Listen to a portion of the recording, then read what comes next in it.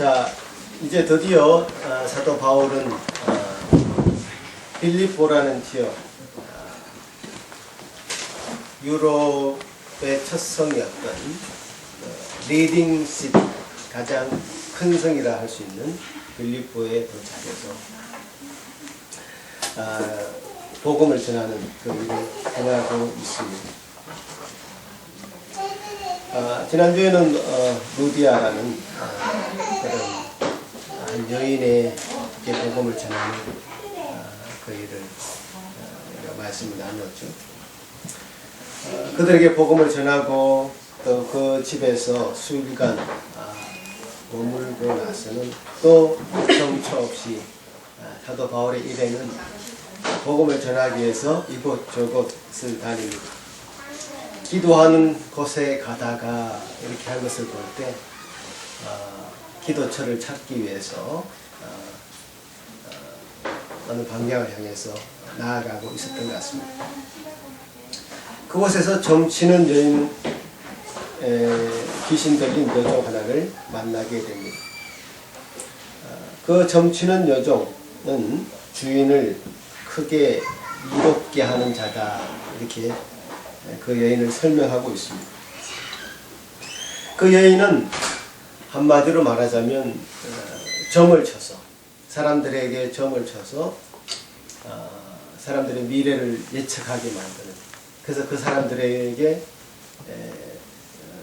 돈을 얻고 그 돈을 주인에게 바치는 그런 구조를 가진 한 성경시대의 유럽 지역의 한 모습을 우리가 비춰볼 수 있는데요. 너무 한국의 상황하고 비슷하지 않습니까? 한국에도 무속인들이 통계를 하자면 100만 명 정도 된답니다. 그러니까 그들이 무속을 통해서 사람들에게 돈을 받고 또 어떤 미래를 예측하게 하고 또 의지하게 하는 그런 일을 행합니다. 실제로 한국의 그 무속인의 숫자와 또 기독교의 목사나 가톨릭의 신부나 또 불교의 성녀까지 다 합쳐도 100만 명이 되지 않습니다. 아마 5분의 1 정도? 5분의 1 정도밖에 되지 않습니다. 그만큼 한국은 그런 어떤 무속으로 인해서 온 나라 국민들이 마음이 빼앗겨 있는 그런 나라다. 무속 신앙을 가진 그런 나라다. 이렇게 사실 설명할 수도 있습니다. 특히 또 이제 기독교인들 중에서도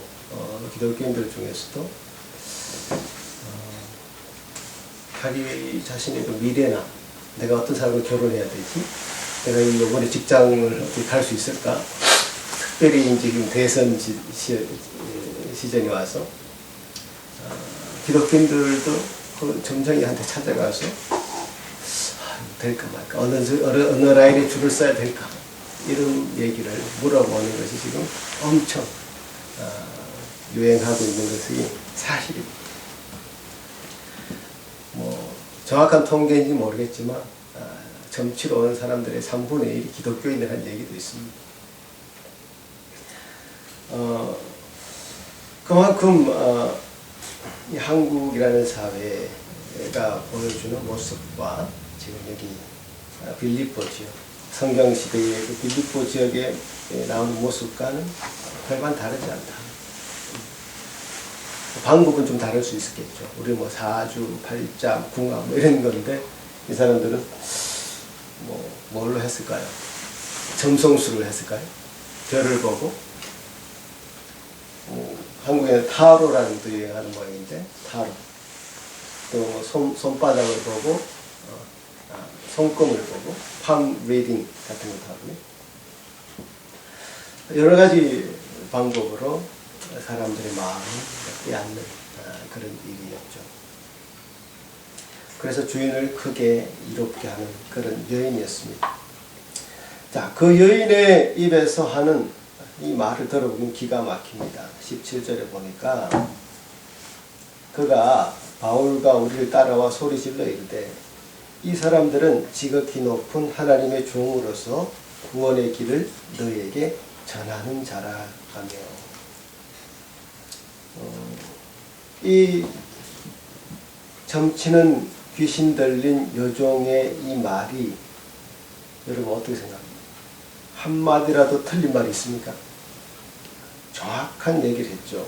이 사람들은, 즉 바울과 그 일행들은 지극히 높은 하나님의 종으로서 구원의 길을 너에게 전하는 자다. 너무너무 정확한 얘기를 했습니다. 사도 바울의 일행의 그 일행을 규정짓는 그들의 정체성을 얘기하는 분명한 얘기였죠. 그런데 사도 바울의 일행은 이런 얘기를 반복해서 하는, 18절에 보니까 여러 날을 하는지라. 그런데 그 여러 날을 동안 사울과 바울과 그 일행들을 향해서 이런 얘기를 하는 이 얘기에 바울은 그 반응을 어떻게 했냐면 심히 괴로워했다, 이렇게 해요. 왜 괴로워했을까요? 이 여인이 하는 말이 분명히 맞는데 왜 바울은 괴로워했다라고 얘기를 할까요?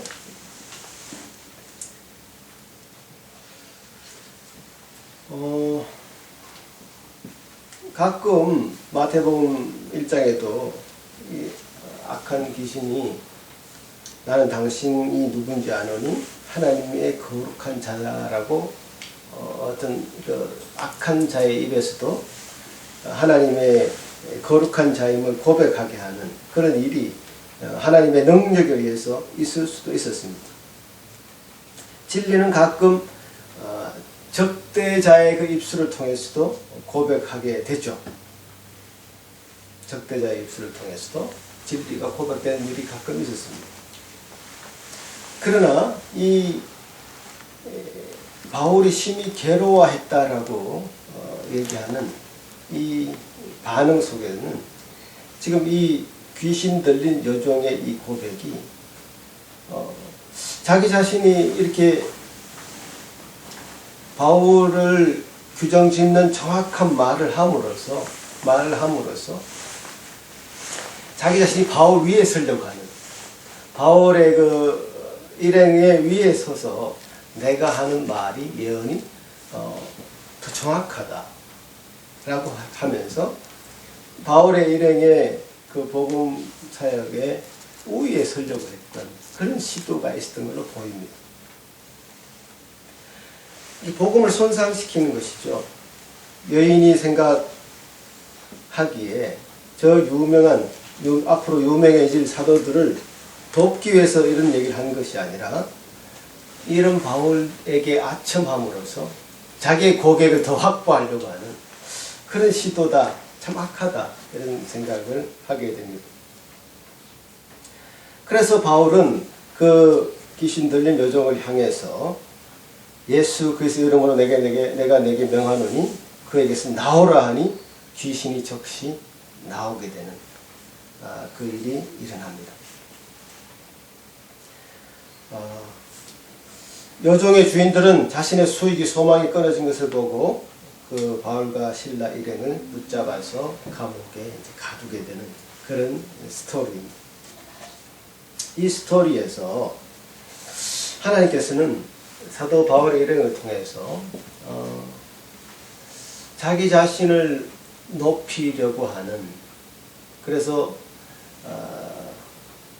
자기 자신을 바울의 일행의 그 정체성을 분명하게 얘기해 주려고 시도했던 그 귀신 들린 여종을 가만히 내버려 두지 않고 가만히 저 사람 참 분명한 얘기를 하네, 분명한 얘기를 하는구나, 이렇게 내버려 두지 않고 그 마음속에 들어있던 악한 생각들을 간파해서 그 마음을 휘집어 놓음으로써 또 그 속에 그 여인을 조종했는 귀신을 내어 쫓음으로써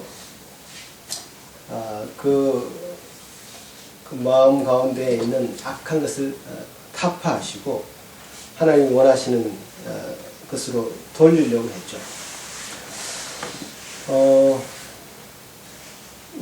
복음서에는 이런 장면들이 참 자주 나옵니다.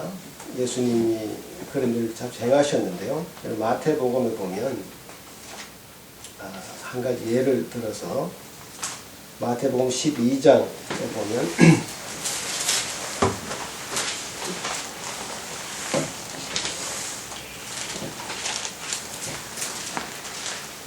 마태복음 12장 22절에서 29절까지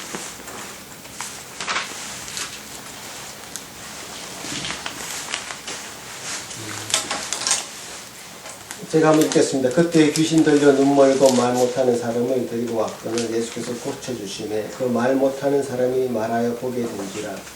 우리가 다 놀라 이르되 이는 다윗의 자손이 아니냐 하니 바리새인들은 듣고 이르되 이가 귀신의 왕 바알세불을 힘입지 않고는 귀신을 쫓아내지 못하느니라 하거늘 예수께서 그들의 생각을 아시고 이르시되 스스로 분쟁하는 나라마다 황폐하여질 것이요 스스로 분쟁하는 동네나 집마다 서지 못하리라.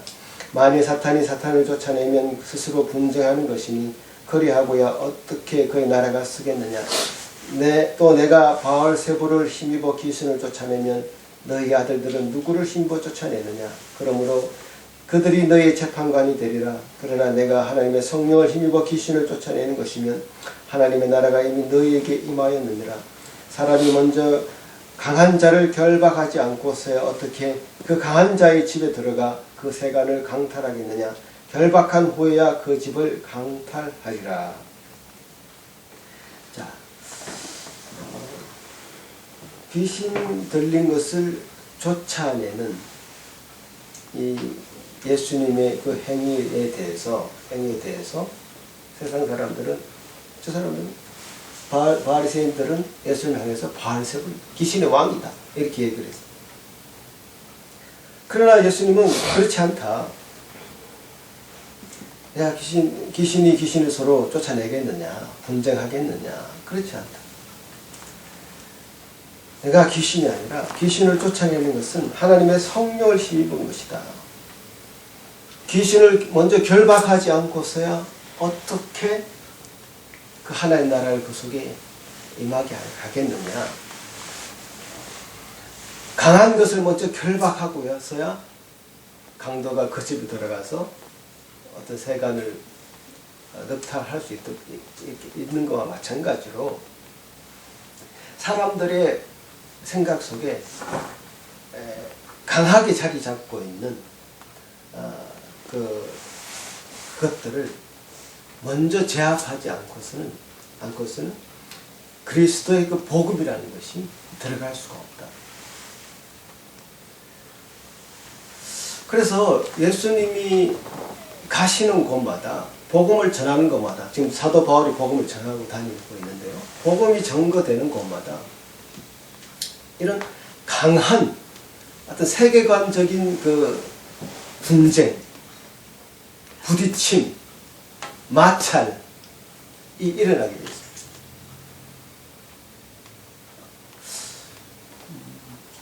그 세계관적인 그 부딪힘, 복음과 복음이 아닌 것의 그 부딪힘, 그것은 굉장히 강력한 부딪힘입니다. 그래서 이 귀신이라고 표현되고 있는 지금 귀신이 들려서 점치는 그 문화를 가지고 있었던 그 유럽의 한 성에서 일어나고 있는 그 일은 오늘날 우리 한국 사회나 오늘날 우리가 살고 있는 캐나다 마찬가지로 동일하게 그 생각에 우리 사람들의 생각에 있는 어떠한 것이 결박되지 않고서는 복음이라는 것이 들어가지 않는다. 세계관적인 부딪힘은 오늘도 동일하게 일어나고 있는 것인데 그건 굉장히 강력한 싸움. 예수님은 이 싸움에 대해서 누가복음에 보면 누가복음 마찬가지 12장에 보면 이렇게 표현하고 있습니다. 누가복음 12장에 49절부터 보면 이 세계관적인 부딪힘 복음인 것과 복음이 아닌 것의 이 부딪힘에 대해서 설명하기를 누가복음 12장 49절부터 이렇게 설명합니다. 내가 불을 땅에 던지러 왔노니 이 불은 이미 붙었으면 내가 무엇을 원하니 내가 받을 세례가 있으니 그것이 이루어지기까지 나의 답답함이 어떠하겠느냐. 내가 세상에 화평을 주러 온 줄로 아느냐. 내가 너에게 이르노니 아니라 도리어 분쟁하게 하려 함이라. 이후부터 한 집에 5사람이 있어 분쟁하게 되되 셋이 둘과 둘이 셋과 하리니 아버지가 아들과 아들이 아버지와 어머니와 딸이 어머니와 시어머니와 며느리와 며느리가 시어머니와 분쟁하리라 하시니라. 그러니까 복음이 전거되는 곳에 반드시 일어나게 되는 한 현상을 말씀하신 것인데요. 예수님은 이 땅에 화평을 주러 온 것이 아니랍니다. 불을 던지시러 왔답니다. 예수님은 화평이 아니라 검을 던져주기 위해서 왔다라고 얘기합니다. 검이라는 것은 싸우는 것이죠. 부딪히는 것입니다. 그 인간의 마음 가운데는 그냥 자기가 살고 싶은 대로 살고 싶은, 살아왔던 대로 살고 싶은, 혹은 지금까지 살아왔던 것들 앞으로 살기를 원하는 그런 마음이 자연스럽게 있습니다. 그것은 굉장히 자연스러운 것입니다. 그러니까 쉽게 말하자면 보수가 있고 진보가 있다 칩시다. 그 유시민 씨는 그것을 이렇게 표현했는데요. 보수라는 것은 관성의 법칙이고 진보라는 것은 운동의 법칙이다. 관성의 법칙이라는 것은 되게 자연스러운 거예요. 이렇게 밀면 반동 있잖아요. 그 반동 때문에 다시 이제 오게 되는 그런 것은 자연스러운 것이죠. 가만히 내버려 두면 사람들은 다 보수적이 됩니다. 자기 자리를 지키려고 하고 전통적인 것을 버리지 않으려고 합니다. 그러나 운동의 법칙이라는 것은 어떤 힘이 가해져야 돼요. 어떤 에너지가 필요한 것이죠. 그래서 구심력이 있고 지구가 도는 그다음 원심력이 있는데 그 운동의 법칙이라는 것은 원심력인 거죠. 자꾸 튀어나가려고 하는 거죠. 그 운동의 법칙은 에너지가 필요한 것이죠. 그래서 평범한 그냥 살고 싶은 대로 살던 그런 것에 정말 잔잔한 파도에 잔잔한 호수에 돌을 던지듯이 파장을 일으킨 겁니다. 와, 내 살던 대로 내버려 두지 왜 이렇게 귀찮게 하나. 넌 좀 가만히 있어라. 모난 돌이 정 맞는다. 좀 가만히 있어라. 너 앞장서지 마라. 다 뒤에 있어라. 예전에 노무현 대통령이 연설했던 그 내용 아닙니까? 사람들은 그렇게 그냥 살고 싶어 하죠. 잠잠하고.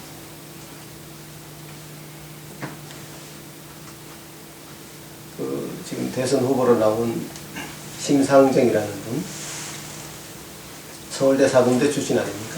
그러니까 가만히 있었으면 그냥 교직 생활하면서 그냥 잘 살았을 사람이죠. 근데 학교에 들어가서 어떤 이상한 책들을 읽더니 그냥 구로공단에 거기 미싱사로 들어가서 그 노동자가 되고. 왜 그랬을까요? 왜 그런 별난 짓을 했을까? 왜냐하면 그가 전태일 열사나 이제 정말 거기 미싱 일을 하면서 폐병에 걸려 죽어가는 그 현실들을 처절하게 바라보면서도 어떤 대책도 할 수 없는, 하지 않는 정부를 바라보고 또 고용주들의 그 악랄함을 체험했을 때에 견딜 수 없는 그런 분노 때문에 분신해서 죽었잖아요. 그것은 굉장히 운동 에너지입니다. 뭔가를 이대로 내버려둬서는 안 된다.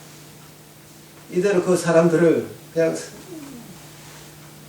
그야말로 노예처럼 주인에게 복종하는 노예처럼 살아가게 하는 것, 그것이 최선의 인간의 삶은 아니다 하는 그런 마음에 그야말로 불을 던진 것이 전태일 여사라면, 그 뒤에 따르는 많은 사람들이 그 마음을 따라서 지금 우리가 가지고 있는 노동의 현장을 바꿔야 된다 라는 생각을 하게 된 거잖아요. 제가 지금 노동 현장에 가보니까요, 그 마음을 알겠어요. 저도 여기 와서 여기저기 정말 삶의 현장에서 부딪히면서 일을 해보니까요, 그냥 오너 입장에서는 정말 잠잠하게 있는 사람이 참 편하겠구나, 이런저런 이야기를 하고 개선 방안을 얘기하고 어떤 조언을 하는 것조차도 싫어하는구나, 좀 더 좋은 방향으로 즐겁게 일할 수 있는 그런 개선 방안이 분명히 보이는데 그런 것은 싫어하는 거예요. 오너 입장에서 그냥 입 다물고 자기가 원하는 대로 해주면 내가 월급 꼬박꼬박 줄 테니 해라, 이런 것을 원하지 결코 바라지 않는 거예요. 변화를 싫어하는 거죠. 그래서 밤 11시에도 오늘 조금 일찍 다녀오겠습니다, 오늘 일찍 좀 집에 가겠습니다라고 눈치를 보면서 퇴근하는 사람들이 한국에 많다고 하는데, 원래는 밤 1시까지 해야 되는데 11시니까 2시간 일찍 가는 거잖아요. 아침 8시 출근해서. 그렇다고 해서 야근 수당을 더 주는 것도 아니고 식권 하나 주고 기껏해야 월급 한 200만 원 받고, 그게 고착화되면 안 된다라는 그런 생각으로 아마 이런 분들이 자기 몸을 던지면서 이렇게 운동을 해왔던 거죠. 그 잔잔한 호수에 돌을 던지는 행위죠, 사실. 우리는 우리 마음을, 제가 이제 기독교 목사로서 그런 어떤 운동들을 다 찬성하는 건 아닙니다. 하지만 굉장히 교훈이 있다는 것이죠. 우리 마음도 마찬가지입니다. 지금까지 살아왔던 대로, 지금까지 신앙생활 했던 대로 그냥 아무런 파장이 없이, 도전이 없이 그냥 살아가는 것, 그것은 굉장히 위험한 것이죠. 굉장히 위험한 것이죠. 마틴 루터가 그냥 자기 직분을 다 감당하고 그냥 조용히 살았다면 그죠?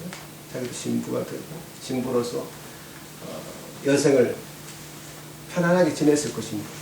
왜 그런 군대에 쫓김을 당하고 그런 두려움 가운데 엄습함을 당하면서 이 개혁운동을 했겠느냐. 개혁이라는 것은 그냥 운동 에너지죠. 그냥 당시의 교권주의에 매몰된 그 크리스찬이티를 그냥 두고 볼 수가 없었던 그런 운동 에너지가 그 안에 활활 차고 넘쳐나서 그 길로 갔던 거죠. 처음부터 그런 위협이 있을 거라고 생각했겠습니다. 하지만 자기 자신의 마음에 정직했던 것이고, 자기 마음에 정말 하나님 앞에 정직하게 서고자 했던 그 마음이 그 길로 달려가게 했을 것이고, 그 종교개혁의 후손들이 바로 그 마음 때문에 순교를 감당하면서까지 그 길로 갔던 것이죠. 여러분, 굉장히 유명한 얘기인데요. 유대인 학살에 굉장히 앞장섰던 아돌프 아이히만이라는 사람이 있었어요. 그 사람은 45년, 1945년도 2차 세계대전이 끝나고 한 15년 동안을 도망다니. 전 세계로 도망다니. 그래서 아르헨티나인가 어디서 잡힙니다. 이스라엘 그 모사드에서 잡히는데, 그래서 잡혀서 예루살렘을 재판을 하게 되는데, 그 아이히만의 재판을 그때 당시 TV로 생중계를 했다고 합니다. 그 재판에 대해서 한 철학자가, 한나라고 하는 철학자가, 한나 아렌트라고 하는 철학자가 과연 그 사람의 재판이 어떨까 해서 이제 관람을 할까. 그러니까 독일의 그 철학자인데요. 그래서 그 재판을 전체 과정을 다 보면서 이 철학자가 굉장히 놀랐다. 놀라운 것을 발표를 합니다.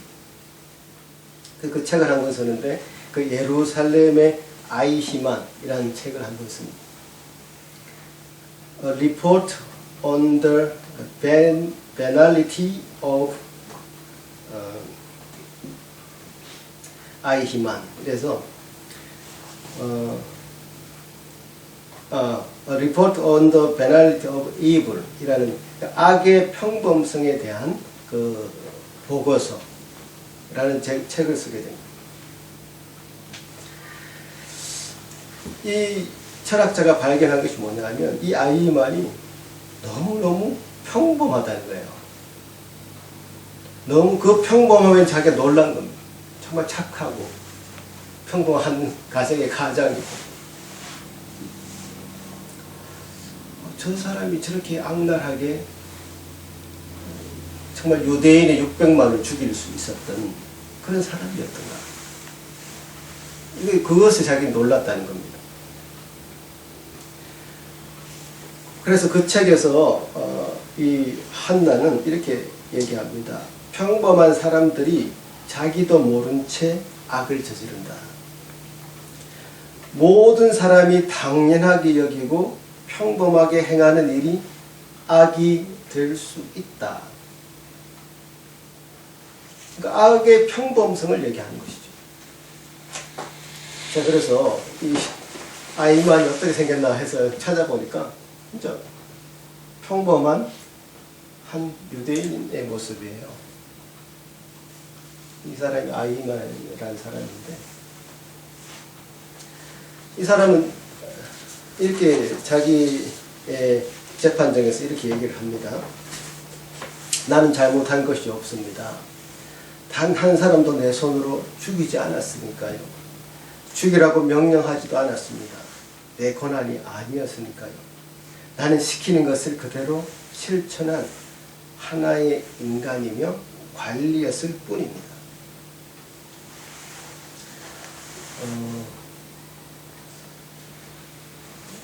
자기가 잘못한 것이 없다라고 얘기를 하는 거죠. 그래서 이 한나는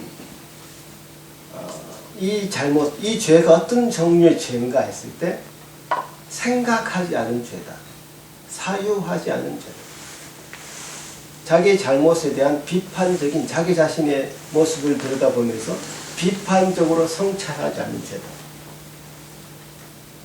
물론 이 말이 맞습니다. 그러니까 아이히만이 시키는 대로 했겠죠. 명령체계 안에서 시키는 대로 했겠죠. 시키는 대로 했기 때문에 자기의 잘못이 없다라고 말할 수 없다는 거죠. 그러니까 세월호의 그 이준석 선장이 자기 잘못을 크게 못 느끼잖아요. 왜냐하면 자기 자신에 대한 비판적인 성찰을 하지 않기 때문에 그렇죠. 박근혜 전 대통령도 자기 잘못을 잘 못 느끼고 있어요. 비판적으로 자기 자신의 모습에서 내가 당연히 해야 될 것을 하지 않은 것에 대한 비판적인 성찰을 하지 않기 때문에 그렇죠. 그래서 한나는 이렇게 얘기합니다. 그 행위가 아무리 괴물 같다고 해도 그 행위자는 괴물 같지도 악마적이지도 않았다. 우리 모두의 안에는 아이히만이 있다. 그러니까 우리가 평범하게 살아가는 것이 최선인 것 같지만 그 평범함 속에 굉장한 악이 도사리고 있다. 평범함 속에 굉장한 악이 도사리고 있고 그 평범함을 깨야 되는 것이 우리의 모습이 되어야 된다. 그것이 우리 속에 있는 귀신 들린 여종 속에 있는 귀신을 바울이 쫓아냈듯이 귀신을 쫓아낸 예수님처럼 그것을 파괴했을 때 정말 바른 복음이 그 안에 심어지게 되고 그 복음은 그 운동력을 가지게 되고 그 운동력은 우리를 살리는 길로 가게 만드는 것이죠. 그렇지 않고 그동안 해왔던 것이 좋아. 그동안 살아왔던 방식대로 사는 게 좋아. 그 가정도 또 교회도 또 나라도 그렇게 되는 것은 정말 죽는 길로 가는 길. 죽는 길로 가는 길이다. 끊임없이 자기 자신의 모습을 성찰하고 뒤돌아보는 행위가 반복되지 않는다면 그것은 나는 날마다 죽노라라고 고백했던 사도 바울의 고백과 일치하는데요. 나는 날마다 죽는다. 왜? 날마다 십자가에 못 박히신 예수 그리스도를 생각하게 되는 것이고 왜 예수님이 돌아가셨을까? 그 복음의 능력이 과연 나를 어떻게 바꾸어 놓고 있는가? 복음이 과연 나를 지금도 복음이 원하는 곳으로 내가 가고 있는가? 그 발걸음을 옮기고 있는가? 그것에 대한 에너지가 나한테 있는가? 라는 것을 계속 물어보게 되는 거잖아요. 이런 것을 묻지 않고 살아가는 날들이 많아지면 많아질수록 눈을 떴을 때요. 내가 오늘 무엇 때문에 오늘 하루를 살아가는가.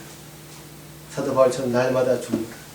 예수 그리스도의 십자가를 생각하고 복음을 생각하지 않는 날들이 많아지면 많아질수록 그 인생은 평범한 인생이 되겠죠.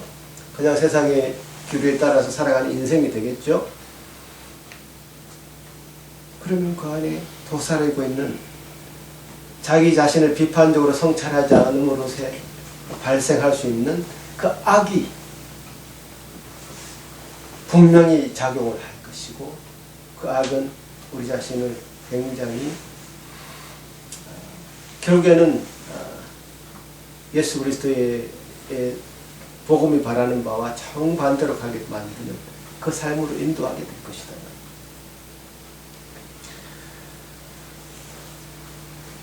그래서 예수 그리스도께서 이 땅에 오셨을 때 화평을 주러 온 것이 아니라 금을 주러 왔고 평강을 주러 온 것이 아니라 불을 던지러 왔다 라고 설명하신 이 내용 속에서 우리 자신의 마음이 과연 예수 그리스도께서 우리에게 던지시는 그 불로 인해서 강력한 부딪힘을 우리가 경험합니다. 그걸 경험하지 않고 내가 지금 살아가고 있는가? 이 세상을 비판적인 시각으로 바라보지 않고 또 나 자신을 비판적인 시각으로 바라보지 않고 그냥 주어진 삶에 만족해버리는 그런 사람인가? 뭐 그렇게 살 수도 있고 이렇게 살 수도 있습니다. 이 세상 사람들의 관점은 신상정처럼 살 수도 있고요. 홍준표처럼 살 수도 있습니다.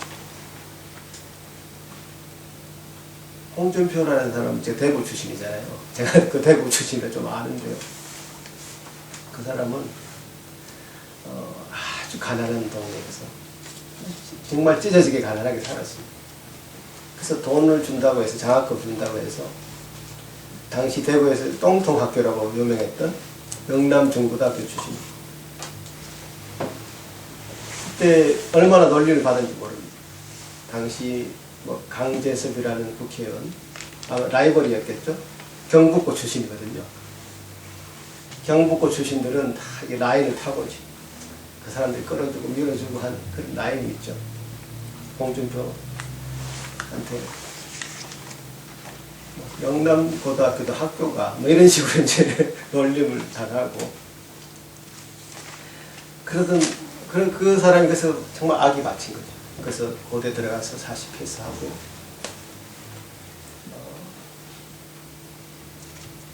이제 검사가 된 거잖아요. 자기 라인이 없기 때문에 자기는 꼴통짓을 해야지 살아남는다. 정말 뭐 위에 윗선 다 무시하고 자기 원하는 대로 수사하고 조사하고. 그 당시 유명한 사건, 검사장을 구속시키고, 뭐 검사장을 구속시킨다는 것은 있을 수가 없는 얘기죠. 한 평범한 검사가 이건계라고 하는. 그리고 또 박철원, 뭐 육공의 황태자였죠. 박철원 구속시키고.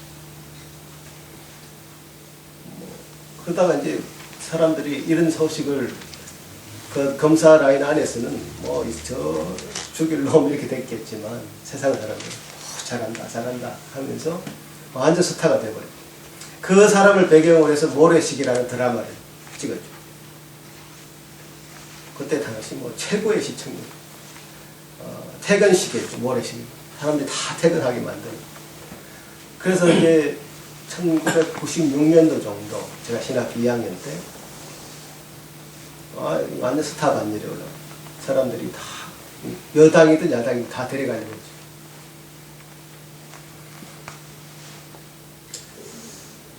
난 그때 그 사람이 줄을 잘못 선택했다고 봐요. 그때 김영삼이 대통령 때인데 전화를 해서 직접 콜링을 합니다. 여당으로 오라. 여당을 가서 이제 정말 스타이니까 바로 뭐 강남에 서울 강남에 국회의원이 되고 그래서 너무너무 잘 나가는 사람이 됐죠. 그때 이제 홍준표의 얘기가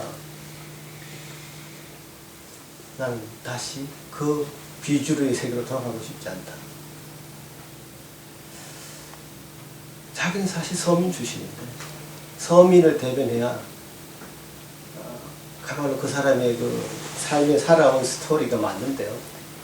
서민을 대표하는 사람이 아니라 재벌을 대표하는 사람이 됐으니 자기 자신의 말을 하고 지금까지 걸어온 어떤 삶의 여정하고는 맞지 않아 스텝이 지금 자꾸 꼬이고 있습니다.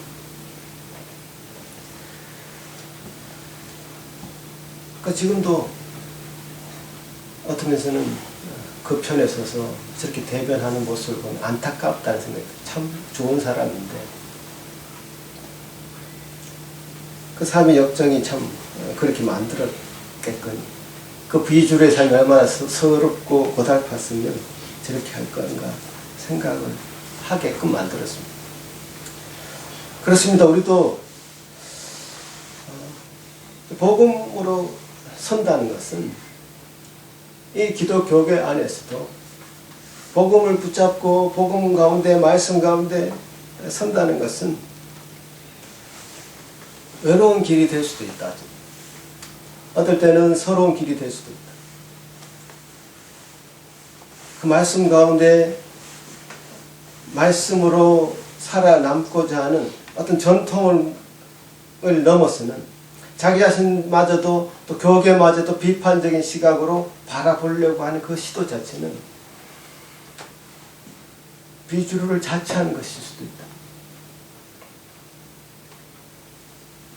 그러나 주님 앞에 정직한 것은요, 자기 자신조차도 말씀 앞에 비추어서 비판적으로 바라보려고 하는 그 시도, 내가 속해 있는 우리의 교회, 또 내가 속해 있는 교단까지도 정체되어 있거나 전통적인 것을 보수하려고 하는 그런 어떤 인간적인 힘으로 운영되려고 하는 것들을 막으려고 하는 그 시도, 그것은 참으로 주님께서 우리에게 던져주고자 하는 불인 것이죠. 주님께서 우리에게 요구하는 삶의 길이요 복음의 길인 것이죠. 그래서 그 길로 가고자 하는 그 마음, 운동, 그 에너지가 없다면 우리도 동일하게 평범하게 살다가 그 평범함에 그 악에 사무치게 되는, 악에 파묻히게 되는 그런 길로 갈 수밖에 없다는 것을 생각해야 됩니다. 끊임없이 우리 자신을 돌아다보고 복음이 가는 길에 참 부딪힘이 있었다. 큰 파열음이 있었다. 큰 파장이 있었다는 것을 기억하고 우리 자신에게 늘 잔잔한 그 우리 마음 가운데 돌을 던지면서 주님 앞에 우리 자신 늘 내려놓는 저 여러분이 되기를 간절히 바라서 이 말씀을 드렸습니다. 같이 한번 기도하겠습니다.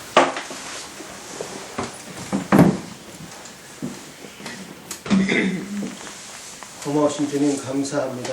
주님께서 우리에게 참 요구하시는 그 삶의 모습을 이 사도 바울이 우리에게 보여주고 있습니다. 가만히 내어버려뒀으면 감옥에 갈 일이 있었겠습니까? 가만히 내어버려뒀으면 그렇게 매맞고 갇히고 그렇게 할 일이 있었겠습니까? 주님, 내버려 두지 않고 그 자신을 칭송하는 그 입술조차도 그 입술이 의미하는 악함의 모습을 직시하고 그것을 비판하고 그것을 쫓아내었던 사도 바울의 그 모습을 우리가 다시 한번 바라봅니다. 주님이여 도와주시옵소서. 우리 자신을 그냥 내버려 두지 말게 도우시고 말씀 앞에 늘 서게 하시고 비판적으로 우리 자신을 바라보게 하시고 그래서 참 끊임없이 주님 앞에 기억되어져 나가는 저희들 다 들을 수 있도록 도와주시옵소서. 감사합니다. 오늘 우리에게 주신 이 말씀이 우리에게 큰 파장이 될 수 있도록 도와주옵소서. 예수님 이름으로 기도합나이다. 아멘.